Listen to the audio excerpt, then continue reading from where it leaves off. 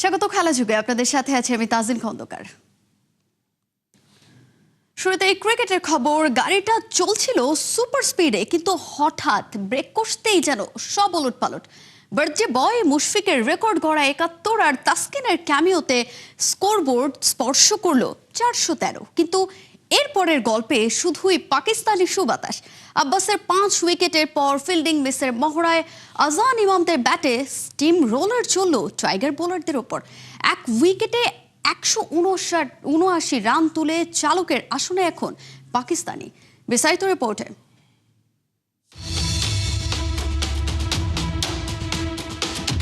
গাড়িটা চলছিল সুপার স্পিডে, আজ আবারও সেই স্পিডেই যাত্রা শুরু। কিন্তু কে যে হলো টাইগারদের, ব্রেকটা চেপে ধরতেই যে দম যায় দশা। চালকের আসনে বসে এক এক করে লিটন, মিরাজ, তাইজুল, মুশফিক, এবাদত, তাসকিন কেউই যে পারলেন না পাহাড়ের কাছে পৌঁছাতে। উইকেট পতনের মিছিলে দ্বিতীয় দিনটায় যে বার্থডে বয় মুশফিকই করলেন কামাল, আর বাকিরা তো শুধুই তামাশা দেখালেন। মিরপুর টেস্টের দ্বিতীয় দিনে আকাশটা আজ সকাল থেকেই ছিল একটু মেঘাচ্ছন্ন, যেন কোনো এক অজানা নাটকের পূর্বাভাস। দিনের শুরুটা হয়েছিল একরাশ হাসি আর কেক কেটে। উপলক্ষ ছিল মিস্টার ডিপেন্ডেবল মুশফিকুর রহমানের জন্মদিন। কিন্তু ২২ গজের লড়াইয়ে ক্রিকেট বিধাতা আজ লিখে রেখেছিলেন এক অম্লমধুর কাহিনী। অপেক্ষায় ছিল মুশফিকের সেঞ্চুরি, কিন্তু শাহিন শাহ আফ্রিদির এক মরণ কামড় আর মোহাম্মদ আব্বাসের নিয়ন্ত্রিত সুইংয়ে ওলটপালট হয়ে গেল সব হিসেব নিকেশ। দিনের শুরুতে লিটন দাসের বিদায়ে যে পতনের শুরু, তা যেন থামাচ্ছিল না কেউই। মুশফিক ৭১ রানে ফিরলেন সাজঘরে। এক চিলতে স্বপ্নভঙ্গ হলো সেখানেই। এর পরের গল্পটা আর রাঙানো হয়নি টাইগারদের। আসা যাওয়ার মিছিলে আর ক্যাচ মিসের মহড়ায় বাকিটা লিখেছে তারা। এক আব্বাস নিলেন ৫টা উইকেট, প্রমাণ করলেন ওল্ড ইজ গোল্ড। শেষ বেলায় তাসকিনের ক্যামিওতে স্কোরবোর্ড ৪১৩ স্পর্শ করলেও বাংলাদেশের ব্যাটিংটা ছিল যেন আকাশের মতোই মন ভার করা। এরপর এলো পাকিস্তান। কন্ডিশন যখন বাংলাদেশের স্পিনারদের জন্য আইডিয়াল, ঠিক তখনই দাঁত কামড়ে পড়ে রইলেন দুই ওপেনার, বিশেষ করে অভিষিক্ত আজান আওয়াইস। নাহিদ রানার ১৪১ গতির বাউন্সারে হেলমেট চূর্ণ হলেও তার মনোবল ভাঙেনি এতটুকু। এই তরুণ আজান মিলে বাংলাদেশি বোলারদের ওপর রীতিমতো একটা স্টিম রোলার চালালেন। বাংলাদেশের গ্রাউন্ড ফিল্ডিং আজ ছিল রীতিমতো আতঙ্কের এক নাম। ক্যাচমিসের মিছিলে যোগ দিলেন মাহমুদুল হাসান জয়রা। স্পিন বিষ ছড়ানোর অপেক্ষায় থাকা মেহেদি মিরাজ শেষ পর্যন্ত ইমামকে ফেরালেও ততক্ষণে অনেক দেরি হয়ে গেছে। রাজকীয় মেজাজে খেলে দিন শেষে পাকিস্তানের সংগ্রহ এক উইকেটে ১৭৯ রান। বাংলাদেশ এখনো ৩৩৪ রানে এগিয়ে থাকলেও চালকের আসনে কিন্তু বাবর আজমের উত্তরসূরিরাই। ক্লান্তিহীন লড়াই আর মিস ফিল্ডিং এর আক্ষেপে পড়ল টাইগাররা। কাল তৃতীয় দিন শেষে প্রথম সেশনটাই বলে দেবে এই টেস্ট তুমি কার, বাংলাদেশের না পাকিস্তানের। মিরপুরের এই পিচে কি কোনো জাদুকরের টার্ন অপেক্ষা করছে, নাকি পাকিস্তান পাড়ি দেবে পাহাড় সমরান? তাজিন খন্দকার, ৭১। টাইগারের ঢাকা টেস্টে ড্রাইভিং সিটে থাকতে পারত মুশফিক। লিটন ইনিংসটা যদি আরেকটু বড় করতে পারত। তবে তাসকিন, নাহিদ রানাদের কাঠগড়ায় দাঁড় করালেন কোচ মোহাম্মদ সালাউদ্দিন। বললেন পেসারদের এলোমেলো বোলিংয়ে টাইগারদের ব্যাকফুটে ঠেলে দিয়েছে। তবে তৃতীয় দিনে বাংলাদেশ ঘুরে দাঁড়াবে বিশ্বাস দলের সিনিয়র অ্যাসিস্ট্যান্ট কোচের। নাহিয়ান বিন জাসেবের রিপোর্ট।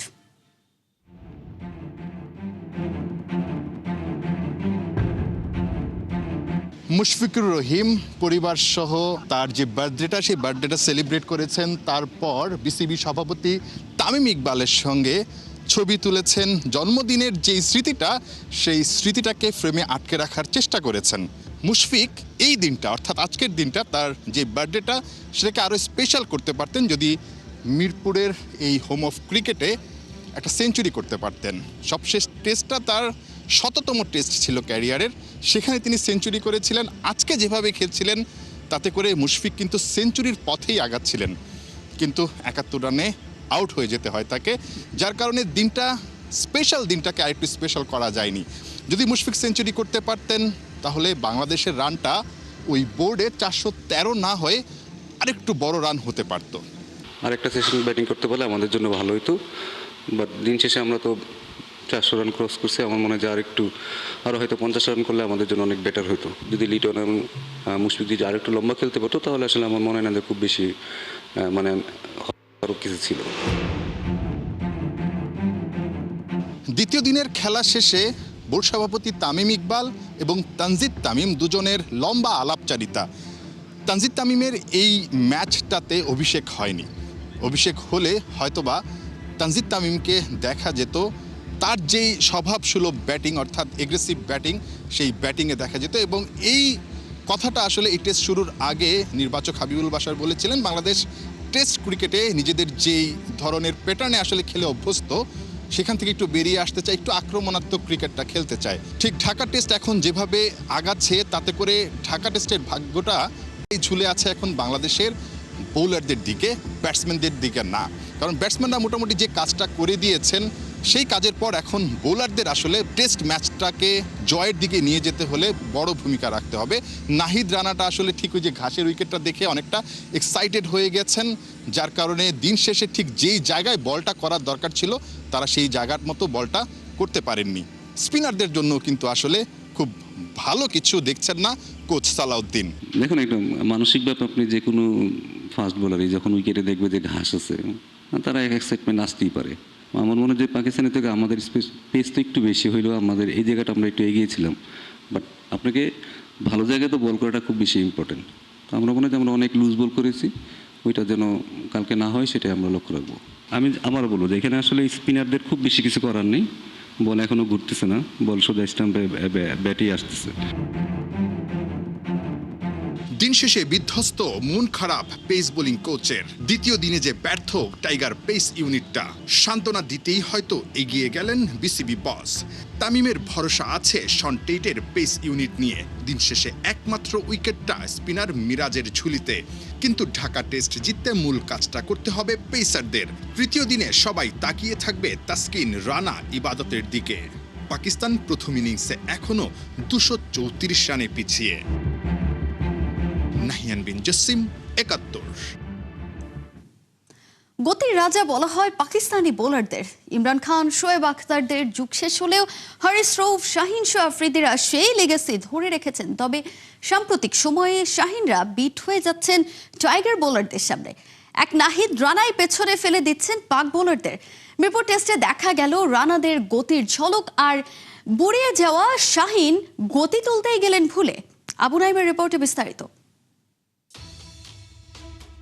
ঠিক 16 বছর আগে স্পিন বলে 134 কিলোমিটার ঘন্টায় বোলিং করে রেকর্ড গড়েছিলেন পাকিস্তানের শাহিদ আফ্রিদি। 2026 সালে এসে সেই পাকিস্তানের পেসারদের যেন হয়েছে অবনতি। মিরপুরে শাহিন শাহ আফ্রিদির গড় গতি 133। জামানা বদলেছে, সেই সাথে ভাটা পড়েছে পেস রাজাদের রাজত্বেও। প্রকৃতি নাকি শূন্যস্থান পছন্দ করে না। টেস্ট ম্যাচ ক্রিকেটে পেসাররা গতির ঝড় তুলবেন না তা কি করে হয়? মিরপুরে দায়িত্বটা নিলেন নাহিদ রানা। বল হাতে বরাবরের মতোই ব্যাটারদের ভরকে দেওয়া শুরু করেন। ডেবুডান পাক ব্যাটার আজাম ওয়াইসকে পাজর লক্ষ্য করে যে বলটা ছুঁড়েছিলেন রানা, তাতে মেসেজটা ছিল clear: pace and pace, nothing else. Grassy wicket পেসারদের জন্য লোভনীয় তো বটেই, গতির ঝড় তোলার জন্য যথেষ্ট। সেখানে পাকিস্তানের প্রিমিয়ার পেসার শাহিন প্রথম দিনে তুলেছেন সর্বোচ্চ 136.8। লোয়েস্ট গতিটা ছুঁতে পারেনি 130ও, গড় 133। গতির প্রশ্নে আপোষ করেছেন বাকি দুজনও। হাসান আলী 130, মোহাম্মদ আব্বাস 123। এটাই ওদের বেস্ট এভারেজ। মিরপুরে পাক পেসাররা যেন মাথা তুলে দাঁড়াতেই পারেননি, আর সেখানে নাহিদ রানারা দেখিয়েছেন দাপট। পেসারদের অলংকার গতি, আর সেটাই ওরা হারিয়ে বসেছে। অবশ্য এতে বসে নেই সাবেক পাক ক্রিকেটাররা। রমিজ রাজা স্পষ্ট করেই বলেছেন গ্রাসি উইকেটের ফায়দা নিতে পারেননি পাকিস্তানের বোলাররা, আর এটাই এখন শান মাসুদদের জন্য সবচেয়ে বড় চিন্তার কারণ। দলের মেইন অস্ত্র পেস বোলিং, আর সেখানে পাকিস্তান পারছে না সেরাটা দিতে। পেস বান্ধব উইকেটে এমন বোলিং হতাশ করছে সাবেকদেরও। গতি না তুলতে পারলেও উইকেটটা ঠিকই নিচ্ছেন পাকিস্তানি বোলাররা। বাংলাদেশের 10 উইকেটের মধ্যে 9টাই নিয়েছেন আফ্রিদিরা। কিন্তু রান লিক করাটা আবার সামলাতে পারেননি তারা, আর এটা নিয়েই রমিজ রাজারা করেছেন শঙ্কা প্রকাশ। স্পোর্টিং উইকেটে যতটা আগ্রাসী হওয়ার কথা ছিল সেটা পারেনি ওরা। পাকিস্তানের পেস বিপ্লব এভাবে থমকে যাবে কে জানতো তা। আবু নাইম, 71। সাফ ফুটবল টুর্নামেন্টকে সামনে রেখে জোরে সোরে চলছে স্টেডিয়াম মেরামতের কাজ। সেপ্টেম্বরের আগেই মাঠ প্রস্তুত করার চেষ্টায় বাংলাদেশ ফুটবল ফেডারেশন। গ্রাউন্ডস ফ্যাসিলিটিসে কড়া নজর রাখার জন্য আলাদা কমিটিও করেছে বাফুফে। মাঠ নিয়ে ভোগান্তি কমাতে সব ব্যবস্থাই করে যাচ্ছে ফেডারেশন। আবু নাইবের আরও একটি রিপোর্ট। দরজায় করা নার্সের সাফ আর ঢাকা স্টেডিয়ামে চলছে ইট বালুর আনা নেওয়া, ঘাস নিয়েও চলছে পরীক্ষা নিরীক্ষা। প্রশ্নটা তাই আসে, সাফের আগে মাঠ রেডি হবে তো? দুই রকম ঘাস ছিল, ওখান থেকে আমাকে চুজ করে দিব আজকের ভিতরে কোন ঘাসটা লাগাবো আমরা। আইদার বারমুডা বা জয়সারা ভ্যারাইটি, দুটার ভিতরে একটা হবে। এটার বাইরে আমরা আশা করি মিড অগস্টের ভিতরে আমাদের গ্রাউন্ড রেডি হয়ে যাবে খেলার জন্য। সো সাফ মনে সেপ্টেম্বরের আগে আমরা চেষ্টা করব গ্রাউন্ডসকে প্রিপেয়ার করে হ্যান্ড ওভার করে দিতে, যেন সাফের জন্য আমরা প্রিপেয়ার থাকি। যে কোনো মাঠের জন্য বড় চ্যালেঞ্জ মানসম্মত ড্রেনেজ সিস্টেম। ঢাকার বাইরের মাঠগুলোতে বৃষ্টি হলে ভিন্ন হয়ে যায় পরিস্থিতি, তখন খেলা চালিয়ে নিয়ে যাওয়া হয় কঠিন। প্রসঙ্গটা যখন সাফ আর ঢাকা স্টেডিয়ামের, তখন প্রশ্ন আসে সংস্কারের পর কি এমন পরিবর্তন আসতে পারে যা ছিল না আগে? ড্রেনেজের ভিতরে জিও ব্যাগ করে দিয়েছে, যেন পানিটা জিও ব্যাগের ভিতরে ঢুকে বের হয়ে যায় বা কোনো ময়লা যেন না হয়, একটা ফিল্ট্রেশন সিস্টেম করে দিয়েছে। ওনারা যেটা আমাদেরকে জানালো যে আগে আমাদের মাঠের থেকে প্রায় 20 মিনিট লাগতো পানি সিপ করে নিচে যেতে। ওনারা যে কাজ করেছে এখন 12 থেকে 13 মিনিটের ভিতরে মধ্য মাঠের থেকে পানি কমে যাবে। নতুন কমিটি, নতুন দায়িত্ব। ঢাকা কুমিল্লার বাইরেও খেলাটা কিভাবে ছড়িয়ে দেওয়া যায় তা নিয়ে পরিকল্পনা সাজাচ্ছে বাফুফে। তবে মাঠের মালিকানায় যেহেতু জাতীয় ক্রীড়া পরিষদ, সেহেতু পারমিশন গ্রান্টেড হতে হবে সেখান থেকেই। অনুমতি পেলে বাফুফে কি পরিবর্তন আনবে সেখানে? আসলে তো এইভাবে প্রফেশনালি আমরা এই মাঠগুলো কিন্তু পাইনি। এখন যেটা ঢাকা স্টেডিয়াম পেয়েছি, এখন আমরা ভবিষ্যতে যদি আমরা ধরেন সিলেট, চিটাগং বা এরকম যে জায়গাগুলোতে আমাদের মানে খেলা হবে, ওই জায়গাতে আমরা আমাদের বিএফএফ থেকে আমরা প্রফেশনাল সিস্টেমে আমরা আমাদের লুক রাখবো, যেন সার্বক্ষণিক মাঠটাকে সার্বক্ষণিক ওটা দেখশন করতে পারে। ঘরোয়া লিগগুলোতে প্লেয়ারদের নিরাপত্তা ব্যবস্থা নিয়েও ওঠে প্রশ্ন। গ্যালারি ছেড়ে মাঠেও নেমে পড়েন দর্শকেরা। আর সে জায়গায় বাংলাদেশে হবে সাফ, খেলবেন হামজা সমিতরা। বাড়তি প্রস্তুতি তো তাই বেশিই দরকার। সে ব্যাপারে গ্রাউন্ডস কমিটি বলটা ঠেলে দিলেন দর্শকদের কোর্টে। ধৈর্য ধরা, নিয়ম মানার মধ্য দিয়েই দেখতে হবে খেলা, এর বিকল্প খুব একটা নাই। প্রতিশ্রুতি দেওয়া হয়েছে সাফের আগে সব ঠিকঠাক করে দেওয়া হবে মাঠ বুঝিয়ে, সেটাই আপাতত চ্যালেঞ্জ। সংস্কারের পর কেমন পরিবর্তন হয় সেটাও দেখার বিষয়। আবু নাইম, 71। আবারও অনিশ্চয়তার মুখে সাফ চ্যাম্পিয়নশিপ। চলতি বছরের সেপ্টেম্বর অক্টোবর উইন্ডোতে অনুষ্ঠিত হওয়ার কথা থাকলেও তা হবে নভেম্বরে। সাফ সভাপতি কাজী সালাউদ্দিন জানান, সাফের অন্যতম দেশ ভারত। সেপ্টেম্বরে তারা আসিয়ান টুর্নামেন্টে খেলতে যাবে। ভারত সাফের সদস্য হলেও আমন্ত্রিত দেশ হিসেবেই আসিয়ান কাপ খেলবে তারা। ভারতকে ছাড়া সাফ আয়োজন করা কঠিন, এতে করে প্রতিদ্বন্দ্বিতা কমবে ও দর্শকদের আকর্ষণও কমে আসবে। তাই সবকিছু মাথায় রেখেই সেপ্টেম্বরের পরিবর্তে নভেম্বরে সাফ আয়োজনের পরিকল্পনা। নভেম্বর উইন্ডোতে 8 দিনের সংক্ষিপ্ত সূচিতে টুর্নামেন্ট আয়োজন করা কঠিন হয়ে পড়বে।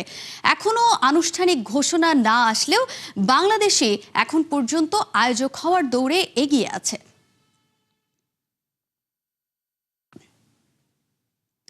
বাংলাদেশ ফুটবল লিগে জয়ের ধারায় ফিরেছে মোহামেডান স্পোর্টিং ক্লাব। আরামবাগ ক্রীড়া সংঘকে 2-0 গোলে হারিয়ে পয়েন্ট টেবিলের 5ম স্থানে উঠে এসেছে ঐতিহ্যবাহী দলটি। ম্যাচের শুরুতেই আক্রমণাত্মক হয়ে খেলতে থাকে মোহামেডান। 8 মিনিটে স্যামুয়েল বোয়াটেং এর ক্রস গোল পোস্টে লেগে ফিরে আসে। প্রথমার্ধে গোলের দেখা পায়নি কোনো দল। 52 মিনিটে ডি বক্সের ভেতর থেকে আলতো শটে বল জালে জড়ান সৌরভ দেওয়ান। 75 মিনিটে প্লাসিং শটে গোল করে বদলি নেমা রহিমউদ্দিন। আর তাতেই 2-0 গোলের জয় পায় মোহামেডান। এই জয়ে 16 ম্যাচে 20 পয়েন্ট নিয়ে রহমতগঞ্জকে টপকে টেবিলের 5ম স্থানে সাদা কালোরা। দিনের অপর ম্যাচে রহমতগঞ্জকে 3-1 গোলে হারিয়েছে ব্রাদার্স ইউনিয়ন। জোড়া গোল করেছেন ব্রাদার্সের পাকিস্তানি ফরওয়ার্ড শায়েক দোস্ত। বার্নাবেউ ডাগ আউট নিয়ে আবারও শুরু হয়েছে মাদ্রিদের সবচেয়ে প্রিয় খেলা, কোচিং দাবা। হোসে মরিনোর নাম যখন গুঞ্জনের শিরোনামে, তখনই অন্য চাল দিলেন ইকার ক্যাসিয়াস। রিয়াল কিংবদন্তির সরাসরি বার্তা, মরিনহো নয়, তিনি ফিরিয়ে আনতে চান শাবি ভিনিসিয়াস। বিতর্ক, ট্যাকটিক্যাল মিটিংয়ে অসম্মান আর ক্লাসিকো ঝড়ের পর এবার কি আবার আলোনসোর নামেই নতুন করে জাগবে বার্নাবেউ? জানাচ্ছেন জুবায়ের নূর। এল ক্লাসিকোর বাকি আর একদিন, এর মধ্যেই মাদ্রিদের আকাশে আবারও ঘনিয়ে এসেছে কোচ বদলের মেঘ। মাঠে ফলাফল, ড্রেসিং রুমে অস্থিরতা আর ভবিষ্যৎ পরিকল্পনার টানাপোড়েন, সব মিলিয়ে রিয়াল মাদ্রিদ দাঁড়িয়ে এখন এক জটিল মোড়ে। প্রশ্ন একটাই, আগামী মৌসুমে লস ব্ল্যাঙ্কোদের ডাগআউটে কে বসছেন? প্রতিপক্ষ দুইজন, এক পাশে অতীতের আগুন হোসে মরিনিও, অন্য পাশে শাবি আলোনসো। আর মাঝ মাঠে দাঁড়িয়ে বাঁশি বাজালেন ইকার ক্যাসিয়াস। তার এক বাক্যেই রিয়াল মাদ্রিদ কোচ বাজারে যেন হাই ভোল্টেজ এক এল ক্লাসিকো। বলেছেন, আমি হলে শাবি আলোনসোকেই ফিরিয়ে আনতাম। ইউরোপীয় গণমাধ্যম অবশ্য বলছে মরিনিও নাকি এগিয়ে, সেই স্পেশাল ওয়ান যিনি রিয়ালে ট্রফি যেমন এনেছিলেন তেমনি আগুনও জ্বালিয়েছিলেন। ক্যাসিয়াস অবশ্য সেই আগুনে হাত দিতে চান না। মরিনিওর অধীনে তার কঠিন সময়কে অতীত বলে সরিয়ে রেখে সাবেক এই অধিনায়ক তুলে ধরলেন আলোনসোর নাম। ক্যাসিয়াসের চোখে আলোনসো শুধু সাবেক সতীর্থ নন, ফুটবল বোর্ডে নিখুঁত চাল দেয়া এক কোচ। লেভারকুজেনে তার সিস্টেম, পজিশনাল প্লে, প্রেসিং, বলের দখল, দর্শন সব মিলিয়ে রিয়ালের জন্য তাকে পারফেক্ট ম্যানেজার বললেন স্প্যানিশ এই কিংবদন্তি ইকার ক্যাসিয়াস। এখানে সবচেয়ে আলোচিত নাম ভিনিসিয়াস জুনিয়র। আলোনসোর সিস্টেমে তিনি ছিলেন কম ফ্রি, বেশি ফাংশনাল। 33 ম্যাচে 13 বার একাদশে, পুরো 90 মিনিট খেলেছেন মাত্র 9 ম্যাচে। গোলের চেয়ে অ্যাসিস্ট, উইংয়ের চেয়ে প্লেমেকারের দায়িত্বই যেন ছিল বেশি। কিন্তু আরবেলোয়ার অধীনে সেই ভিনি যেন আবার ছুটছেন পুরোনো স্পিডে। কম ম্যাচে বেশি গোল, কম বদলি, বেশি স্বাধীনতা। ক্লাসিকোর সেই বদলি সিদ্ধান্তই নাকি আগুনে পেট্রোল ঢেলে দেয়। ভিনিসিয়াস সেটিকে দেখেন অপমান হিসাবে। এরপর বেলিংহাম, কামাভিঙ্গারাও নাকি মনে করেন আলোনসোর পদ্ধতিতে দলের আত্মবিশ্বাসে ব্রেক বসেছে। আর ট্যাকটিক্যাল মিটিং, সেখানে নাকি কেউ ঘুমের ভান ধরতেন, কেউ আড্ডা দিতেন। বিরক্ত আর শাবি আলোনসোর মুখ থেকে তো বেরিয়ে গিয়েছিলেন যে তিনি নাকি নার্সারি স্কুলে ঢুকে পড়েছেন। কিন্তু বার্নাবুর গল্প তো কখনো এত সরল হয় না। আলোনসো তো এই রিয়াল থেকেই বেরিয়ে গেছেন বছরের শুরুতে, অথচ সংখ্যাগুলো কিন্তু তার বিপক্ষে ছিল না। লা লিগায় ম্যাচ প্রতি 2.24 পয়েন্ট, বার্সার চেয়ে 3 পয়েন্ট পিছিয়ে। কোচ ফেল করেননি, ফেল করেছিল তার সম্পর্কের রসায়ন। স্প্যানিশ গণমাধ্যম মার্কার খবর অনুযায়ী আলোনসোর পতনের মূল কারণ ছিল ড্রেসিং রুম। একদল খেলোয়াড় হিসাবে বিশ্বাস করতেন তার কঠোর ট্যাকটিক্যাল ক্লাস আর ভিডিও অ্যানালাইসিসই ভবিষ্যতে রিয়াল গড়বে। অন্য দল সেটিকে দেখছে স্বাধীনতার হস্তক্ষেপ হিসেবে। তাই ক্যাসিয়াসের দাবি শুধু পছন্দের কোচের নাম নয়, বার্নাবুর জন্য বড় প্রশ্ন, মরিনিও নাকি আলোনসো? উত্তর দেবে সময়। কিন্তু ক্যাসিয়াস একটাই বল ছুড়ে দিয়েছেন, আর সেই বল এখন বার্নাবুর বন্ধ ছাদ বেরিয়ে ইউরোপে প্রতিধ্বনিত তুলছে। শাবি আলোনসো কি আবারও রিয়াল মাদ্রিদেই ফিরবেন? জুবায়ের নূর, ৭১। এই ছিল এখনকার খেলা যুগে। সরাসরি সংবাদ ও অনুষ্ঠান দেখতে চোখ রাখুন ৭১-এর ফেসবুক পেজে এবং সাবস্ক্রাইব করুন ৭১-এর ইউটিউব চ্যানেলে। ৭১-এর সাথেই থাকুন।